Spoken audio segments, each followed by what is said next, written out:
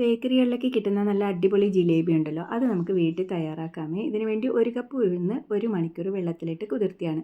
ആദ്യം വെറുതെ വെള്ളം ഒഴിച്ചിടുക, പിന്നെ കുതിർന്നതിന് ശേഷം നല്ലപോലെ കഴുകി വൃത്തിയാക്കുക. ഒരു 4-5 വെള്ളത്തിൽ കഴുകണം കേട്ടോ. വെള്ളം നല്ല കണ്ണാടി പോലെ ആകണം, അതാണ് പാകം.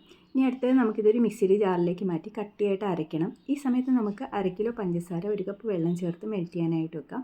ഒരു സ്ട്രിങ് പരുവാകുമ്പോഴത്തേക്കും ഫ്ലെയിം ഓഫ് ചെയ്ത് വെക്കണം കേട്ടോ. ഒരു ചെറിയ ചൂട് എപ്പോഴും ആ പഞ്ചസാര സിറപ്പിന് ഉണ്ടായിരിക്കണം. നമ്മുടെ മാവ് നല്ല കട്ടി അരിഞ്ഞ് കിട്ടിയിട്ടുണ്ട്. ഇനി ഇതിലേക്ക് 1 കപ്പ് കോൺഫ്ലോറും ആവശ്യത്തിന് കളറും ചേർത്ത് കൊടുക്കാം. കോൺഫ്ലോർ ചേർത്തില്ലെങ്കിൽ ക്രിസ്പി ആയിട്ട് കിട്ടത്തില്ല കേട്ടോ. ഞാനിവിടെ ഐസിങ് ബാഗിലാണ് നിറയ്ക്കുന്നത്. എൻഡ് വന്നിട്ട് ചെറുതായിട്ട് കട്ട് ചെയ്ത് കൊടുത്താൽ മതി. നല്ല തിളച്ച എണ്ണയിലേക്ക് ഇതുപോലെ സ്ക്വീസ് ചെയ്ത് ഒഴിച്ചു കൊടുത്ത് നല്ല ക്രിസ്പി ആയിട്ട് വറുത്ത് കോരിയെടുക്കണം.